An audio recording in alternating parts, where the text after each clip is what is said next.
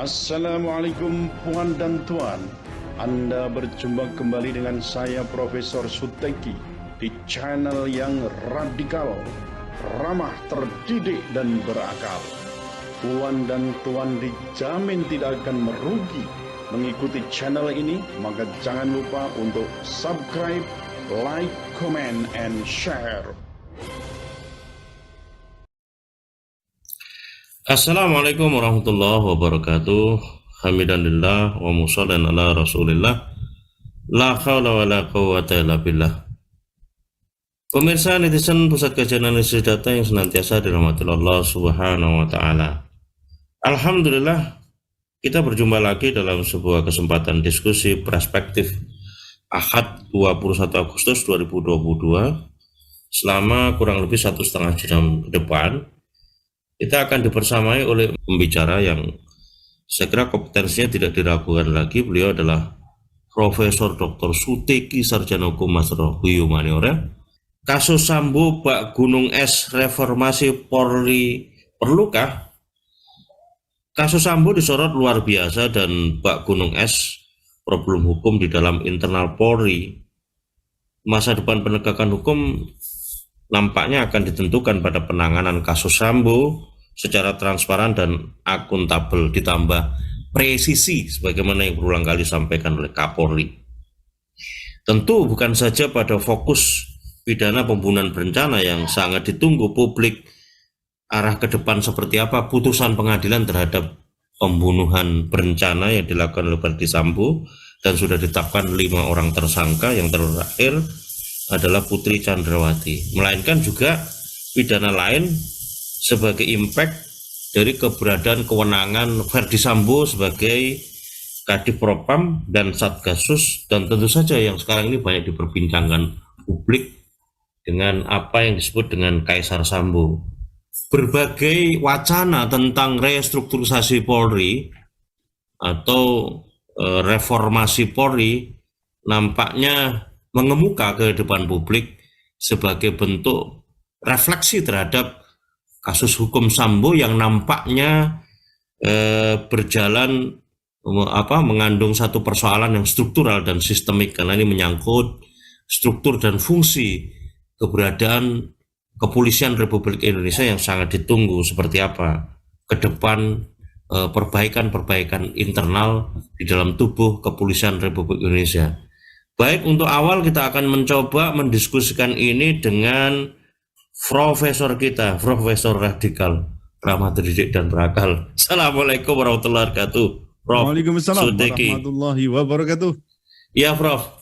Yang mengemuka di publik adalah usulan Profesor dalam kerangka reformasi Polri dalam bentuk penghapusan Mabes Polri. Nah, tentu ini adalah satu usulan yang kelihatannya menyentak publik dan secara khusus nampaknya juga menyentuh kepada pihak-pihak yang berada pada koridor kewenangan status quo Kepolisian Republik Indonesia. Bisakah diberikan deskripsi, Prof, apa dan bagaimana rasionalitasnya usulan ketiadaan Mabes Polri itu, terutama dalam konteks pembahasan keberadaan Kepolisian Republik Indonesia, Prof? Silakan, Prof. Ya, baik. Assalamualaikum warahmatullahi wabarakatuh. Waalaikumsalam warahmatullahi wabarakatuh. Mas Slamet yang saya hormati dan saya cintai, Mas Khosinuddin yang juga sudah siap itu. Tidak lupa saya mengajak untuk memanjatkan puji syukur pada Allah Subhanahu wa taala karena kita masih dipertemukan dalam keadaan sehat walafiat. Dan juga kita sapa dulu ya Mas Slamet, netizen kita. Wah, ini kan kalau tanpa mereka juga tidak berarti kita ini ya. PKAD nggak berarti, AK nggak berarti, Prof Teki nggak berarti, kan itu. Artinya memang seluruh pemirsa yang ada di Indonesia maupun di luar negeri itu harus kita hargai ya, karena mereka turut menyebarkan gagasan-gagasan yang kita coba untuk lontarkan. Mas Ahmad, di dunia kita mengenal ada 3 sistem pengelolaan kepolisian itu. Ada yang pertama disebut dengan fragmented system of policing. Kemudian yang kedua yaitu integrated system of policing. Lalu yang ketiga adalah centralized system of policing. Jadi sistem yang pertama itu memang bisa dikatakan dengan istilah lain itu desentralisasi yang ekstrim. Nah, ini terjadi misalnya di Amerika Serikat itu kan sebagai negara federal ya, di situ ada negara-negara bagian itu memang betul-betul diserahkan pada negara bagian. Nah, ada misalnya kasus-kasus yang ekstra gitu ya, misalnya menyangkut persoalan sabotase, kemudian terorisme atau mungkin juga spionase, itu baru kepolisian federal ya, jadi tingkat pusat itu yang kemudian bekerja. Tapi selain itu yang kerja adalah polisi negara bagian dan juga lokal. Nah, di sini memang kalau di fragmented system of policing, polisi itu berada di bawah atau beberapa tugas-tugas yang diserahkan untuk kepolisian itu berada di bawah departemen. Nah, ada yang karakter yang paling utama di sini karena tadi diserahkan ke istilahnya itu ke negara-negara bagian. Maka karakternya adalah standing order-nya itu cukup rigid. Jadi maksudnya wilayah hukum ketika negara bagian ini dengan yang lain tidak bisa begitu saja misalnya mengejar penjahat lari ke negara bagian, tidak bisa begitu saja dilakukan karena standing order-nya itu rigid. Itu di Amerika Serikat.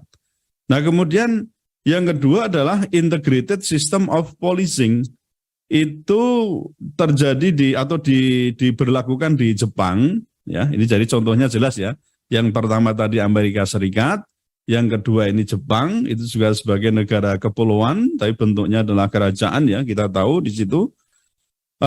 Disebut juga sebagai desentralisasi moderat atau istilahnya ada sistem kombinasi atau sistem kompromi. Nah, di sini kita kenal ada kepolisian di tingkat pusat dan juga daerah. Nah, di tingkat pusat itu terutama ya mengurus hal-hal yang memang tidak bisa atau sudah melampaui urusan-urusan yang berada di daerah.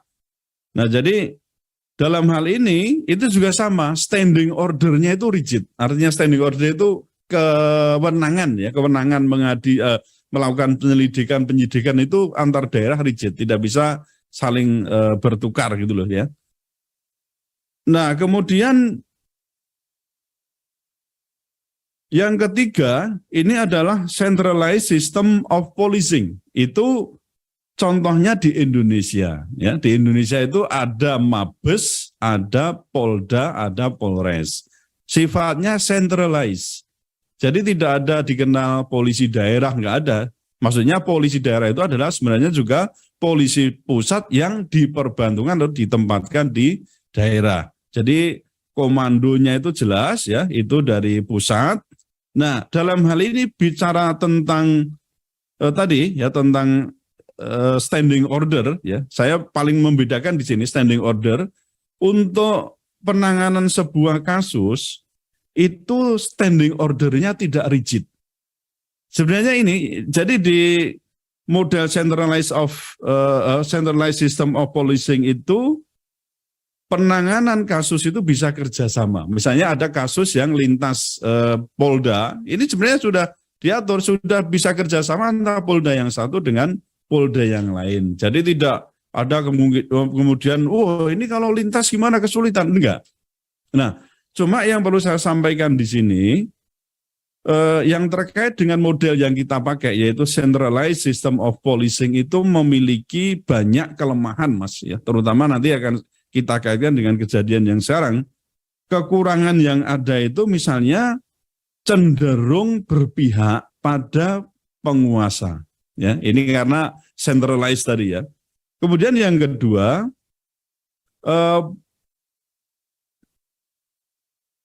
birokrasinya itu juga panjang. Nah, itu yang kedua ya, birokrasinya panjang. Lalu yang ketiga, kurang dapat menyesuaikan situasi dan kondisi masyarakat setempat karena harus tuntas ya, dituntun oleh pusat tadi. Kemudian yang keempat, rentan terhadap intervensi penguasa dan juga penyalahgunaan kekuasaan. Nah, ini yang lalu kemudian saya, wah gimana nih supaya kita bisa memperbaiki Polri yang keadaannya kemarin kita sudah saksikan bersama ada fakta ya bahwa petinggi-petinggi Polri terutama di Propam itu ya, yang dalam hal ini Kadif Propamnya sendiri yang melakukan atau terlibat dalam pembunuhan yang berencana itu, kemudian itu bisa kita jadikan momentum bagaimana kita perlu melakukan perubahan terhadap Polri ini atau bisa dikatakan melakukan reformasi. Nah, waktu itu atau kemarin saya menawarkan supaya Mabes itu dihapuskan. Supaya tadi ada 4 keburukan-keburukan yang model centralized system of policing ini tidak terjadi. Nah, sehingga yang saya tawarkan itu ada bisa saja dengan Polda-Polda. Nah, kalau misalnya nanti Mabes tidak ada, lalu kita harus memikirkan apa yang harus diperbaiki semuanya. Sebenarnya kalau kita mau ngomong soal hukum ya berarti ada 3 hal yang harus diperbaiki. Jadi undang-undang Polri-nya harus diubah. Ini berarti kita bicara tentang legal substance-nya, lalu melakukan restrukturisasi dan juga reposisi kelembagaan. Misalnya kita sepakati bahwa polisi itu ditempatkan di Kementerian Hukum dan HAM. Loh, nanti di mana itu? Ya sebagai Direktorat Jenderal tersendiri. Kita kan sudah punya kalau di di Kementerian Hukum dan HAM itu ada Direktorat Lapas ya, Lembaga Pemasyarakatan, ada Direktorat Perundang-undangan, ada Mas ya, itu ada. Nah nanti bisa kita tambahkan satu lagi, itu ada Direktorat Kepolisian. Atau kita menyebutnya itu bisa juga disebut dengan Direktorat Harkamtipmas dan Gakum, itu juga bisa. Tapi lebih tepatnya mungkin Direktorat Kepolisian. Nah jadi nanti bukan berarti kemudian liar. Nah jadi dengan adanya pembatasan ini saya pikir jadi lebih bisa efektif dan kemudian tidak ditarik-tarik kepada kekuasaan atau tidak, atau kita mulai menghentikan langkah ya, saya sebut sebagai giant ya, raksasa Polri itu semakin punya rasa penuh. Kita harus hentikan dan kita coba untuk menempelkan itu tidak berdiri sendiri tetapi di bawah departemen. Apakah nanti disetujui kalau misalnya di departemen Kementerian Dalam Negeri ya monggo, atau mungkin tadi saya usulkan di Kementerian Hukum dan HAM.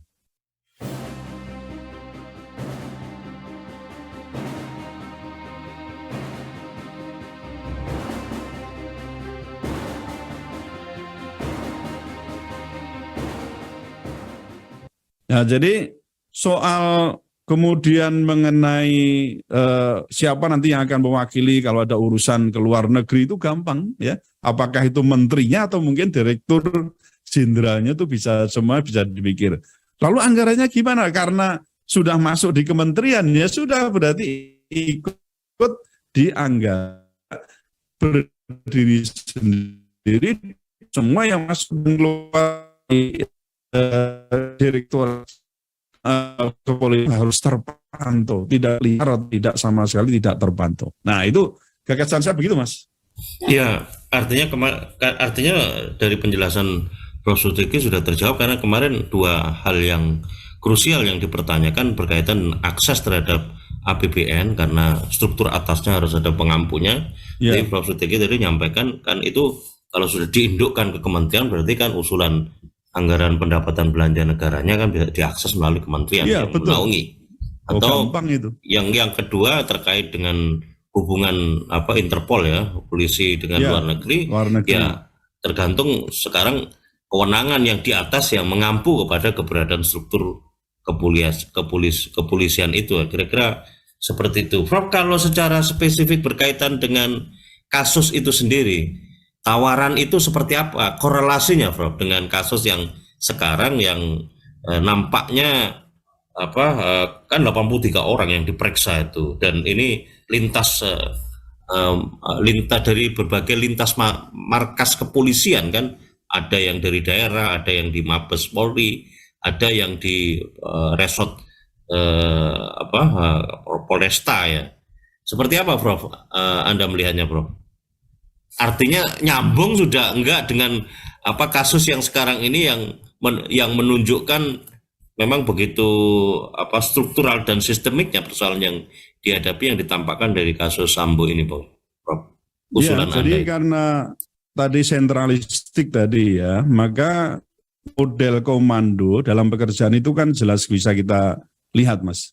Makanya sampai sekarang waktu itu ya ada usulan supaya dibentuk tim khusus ya, tim khusus yang independen ya dalam melakukan penyidikan dan penyidikan untuk kasus ini, karena banyak juga yang takut, kemudian yang juga ewuh pakewuh gitu Mas.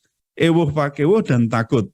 Anda bisa bayangkan bagaimana misalnya pangkatnya masih rendah, kemudian memeriksa orang yang lebih tinggi derajatnya, dalam arti pangkatnya itu lebih tinggi, itu ada salah satu hal yang kesulitan. Dan di samping itu tadi, kekuatan yang dalam tanda kutip itu mafia yang ada di dalam tubuh suatu organisasi itu juga mengerikan, Mas.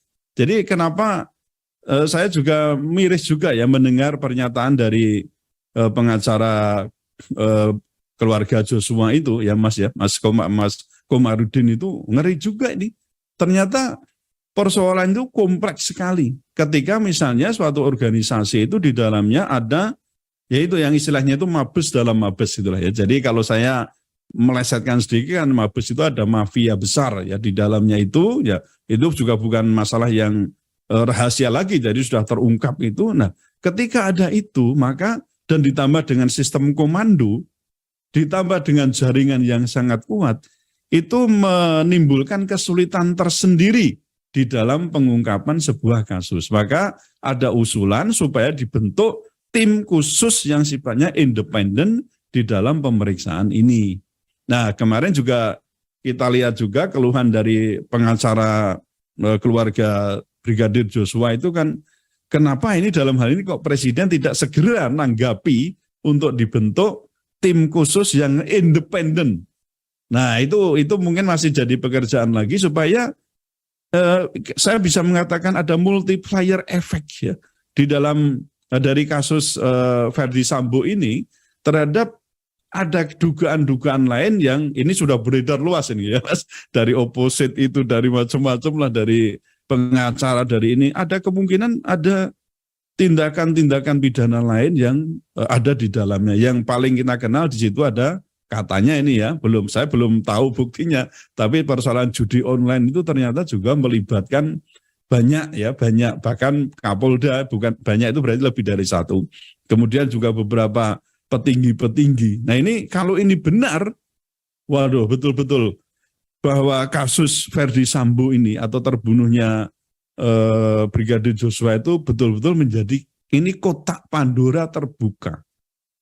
Saya katakan kalau apa yang tersampaikan di media yang kita lihat atau kita saksikan itu benar, maka benar-benar miris ini. Polisi harus segera diselamatkan, ya.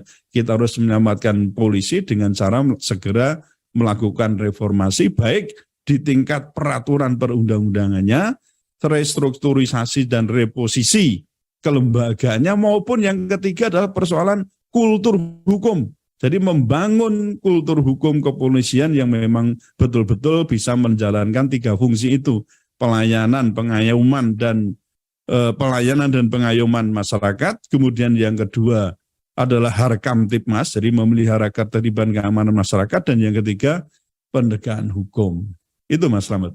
Ya, belakangan tadi saya juga sudah baca di tempo.go.id, Puan Maharani juga mendorong Kapolri agar juga melakukan penindakan-penindakan terhadap petinggi Polri, ya, petinggi Polri untuk dicopot kalau memang terlibat di dalam tindakan-tindakan illegal activity, dan juga menyeruak ke permukaan pembahasan mengenai kakak asuh itu. Ini juga satu. Ternyata menurut dugaan Verdi Sambo tidak sendiri ya, katanya ada kakak asuh. Lah kakak asuhnya siapa ini? Itu dikemukakan tadi diantaranya oleh Prof. Muradi dari Universitas Pajajaran. Prof, satu lagi pertanyaan, Prof. Kalau menurut Prof, dengan dinamika pembahasan tentang diskursus mengenai restrukturisasi maupun reformasi Polri ini, lalu apa dan bagaimana Prof melihat resistensi yang ditunjukkan oleh pihak yang sejalur kepentingannya dengan status quo Polri, dengan segala dinamika kasus hukum internal Polri, terhadap yang memberi masukan konstruktif terhadap Polri dengan mengambil pintu kasus Sambo ini, Prof? Khususnya saya ya yang langsung merasakan itu. Ketika saya lempar wacana untuk membubarkan Mabes, lalu muncul perlawanan-perlawanan. Kita tahu sendiri Mabes itu kan ada sekitar 22.000, Mas. 22.000 personil polisi. Jadi kalau kita hitung dari 430.000, 22.000 itu ada sekitar 6% lah ya, 6% itu ada di Mabes. Nah ini tentu kalau kita lempar gagasan begitu kira-kira ya pasti resisten. Tetapi kalau kita mempertahankan ini, kalau tanpa perbaikan, apalagi itu ya, wah itu tetap akan menjadi giant, yang akan menjadi raksasa yang saya katakan justru akan menjadi mesin pembunuh. Nah ini akan rentan juga dimanfaatkan oleh penguasa maksud saya. Kan ada juga isu ketika apakah tidak mungkin misalnya kepolisian itu dipakai oleh incumbent misalnya untuk memenangkan pilpres ya, atau mungkin kalau di daerah memenangkan satu pemilihan di pilkada itu semuanya sangat mungkin sekali. Nah jadi kalau menurut saya memang resistensi itu ada, tetapi itu ya suatu hal yang harus kita pikul ketika kita ingin Polri itu menjadi baik, menjadi sehat. Nah jadi kalau nggak kita lakukan reformasi yang radikal, saya katakan itu ya. Ini kan radikal, Mas. Bubarkan Mabes itu radikal banget. Karena begitu dibubarkan tadi misalnya ada soal, saya coba gagasan saya lempar juga, ini ketika misalnya di pengadilan, nanti Mas Hosinuddin kan tahu bisa menambahkan itu, kita kalau berurusan di pengadilan kan ada juga yang namanya kompetensi relatif. Betul ya Mas Hosinuddin ya? Ada kompetensi relatif di dalam siapa yang nanti akan berwenang untuk mengadili suatu perkara. Nah, nanti ini akan terkait dengan bisa beda kabupaten PN-nya atau bisa beda antar provinsi, itu bisa saja begitu. Tetapi nanti akan dilihat siapa ini pengadilan yang mau berwenang untuk mengadili. Nah, itu disebut dengan kompetensi relatif. Tentu nanti yang dipilih bukan hanya baik itu perdata maupun pidana itu ya terutama mana. Mungkin saksi-saksi yang paling banyak ada di mana. Kan gitu kan? Atau mau dipilih locus delicti-nya atau apa nanti tergantung ya. Kalau misalnya ada pertimbangan untuk untuk mempertimbangkan pengadilan mana yang berwenang. Nah kalau terkait dengan Polda sama. Kalau misalnya lintas Polda kita bisa kerjasama. Tadi sudah saya sampaikan untuk centralized system of policing ini kan tidak, bahkan kita sudah melakukan itu, antar Polda itu sudah bisa kerjasama, Mas. Tidak perlu lalu, standing ordernya pokoknya penjahat yang lari ke Polda itu nggak bisa ditangani, nggak bisa. Ini kan masih NKRI, kan gitu.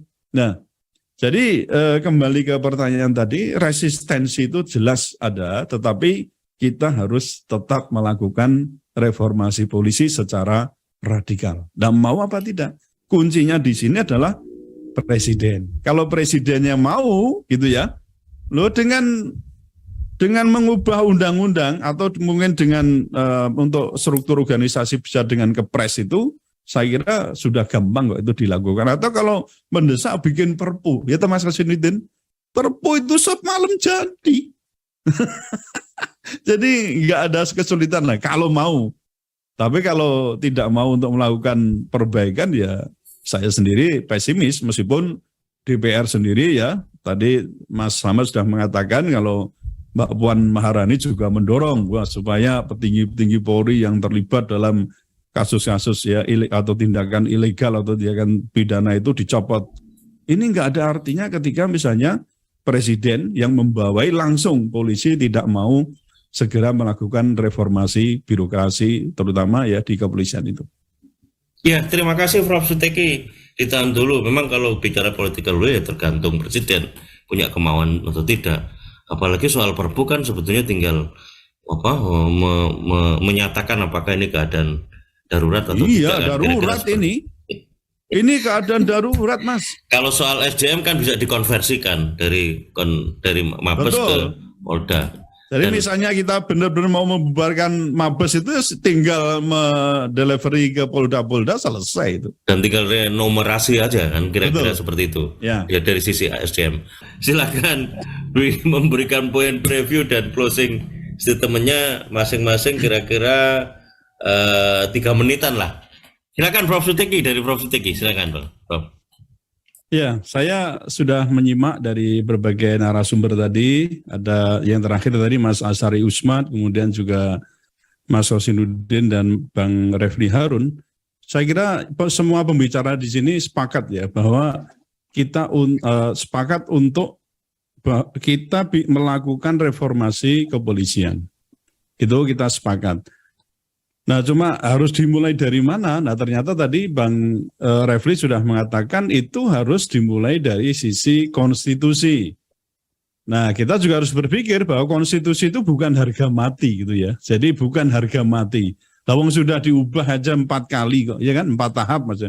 4 tahap perubahan kok. Jadi kalau misalnya apakah kembali ke Undang-Undang Dasar 45 atau kembali dulu kemudian diperbaiki ya di adendum, itu saya kira juga bisa, tetapi tetap tadi harus ada kajian bagaimana secara tepat menempatkan polisi.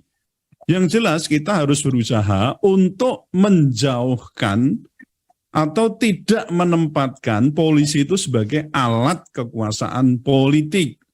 Itu yang paling urgent menurut saya ya. Jangan sampai ditarik-tarik ke pusaran kekuasaan. Karena ketika sudah ditarik seperti itu, ya itu tadi akhirnya dia apalagi di bawah presiden langsung, potensi untuk menjadi giant, menjadi raksasa, dan bahkan saya katakan itu bisa seperti pedang bermata dua, itu juga bisa menghantam sendiri kepada presiden.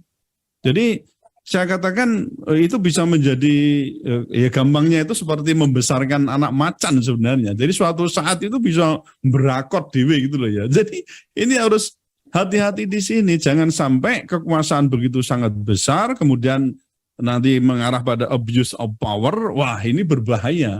Nah, ini maka saya katakan langkah raksasa yang cenderung menjadi mesin pembunuh itu harus kita hentikan. Saya kira itu, Mas Slamet. Melalui reformasi polisi itu. Iya, terima kasih Prof. Suteki. Terima kasih Prof. Suteki. Saya sampaikan juga terima kasih kepada para partisipan Zoom yang sudah mengikuti diskusi kita. Saya sampaikan terima kasih juga kepada seluruh netizen Pusat Kajian Analisis Data, Ahmad Hosinuddin, YouTuber Pejuang, Realita TV, Refli Harun, Prof. Suteki Channel, dan semuanya yang memberikan perhatian yang sama terhadap persoalan yang berkembang. Semoga ini menjadi satu bagian untuk memberikan kontribusi intelektual kepada perbaikan bangsa ini, kepada perbaikan umat ini, sehingga bisa merealisasikan kebaikan dan kemaslahatan bersama. Dari saya sampaikan, ihdinas shiratal mustaqim, billahi taufiq wal hidayah. Wassalamualaikum warahmatullahi wabarakatuh. Terima kasih.